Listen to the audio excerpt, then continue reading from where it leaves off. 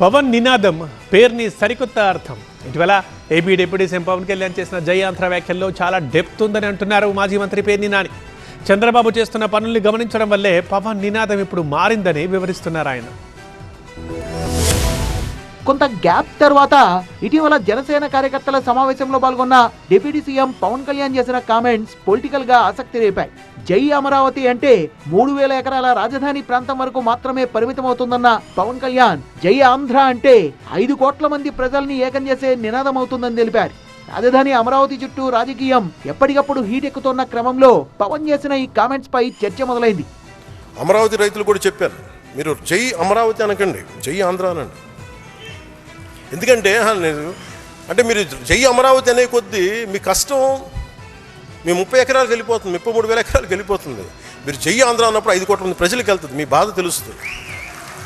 మీరు జై అమరావతి అన్నప్పుడు నాకు మనసులో కలుగుండదు, వీళ్ళు ఇంత పెట్టేసుకున్నాను. తర్వాత మాట్లాడటం వాళ్ళు జై ఆంధ్ర అని ప్రారంభించడం సంతోషం. కూటమి సర్కార్ కూలిపోతుందని పవన్ గ్రహించారన్నారు మాజీ మంత్రి పేర్ని నాని. అమరావతి పేరుతో చంద్రబాబు దోచుకుంటున్నారని పవన్ గుర్తించారని, అందుకే జై అమరావతి కాదు జై ఆంధ్ర అనమన్నారన్నారు.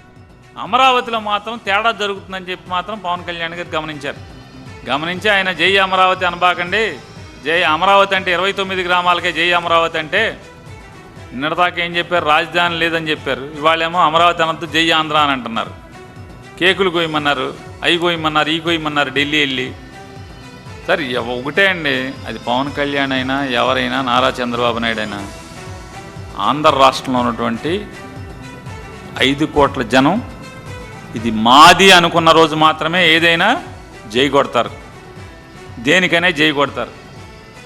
మాకు సంబంధం లేదు, ఇది మాది కాదు అనుకున్న రోజు నువ్వు జైల్లో పెట్టినా, తన్నినా, తప్పుడు కేసులు పెట్టినా ఎవడో కూడా జై కొట్టరు.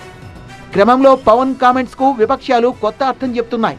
పవన్ కళ్యాణ్ వ్యాఖ్యలతో అమరావతిపై రాజకీయంగా సరికొత్త రచ్చ మొదలయ్యే అవకాశాలు లేకపోలేదనే చర్చ మొదలైంది.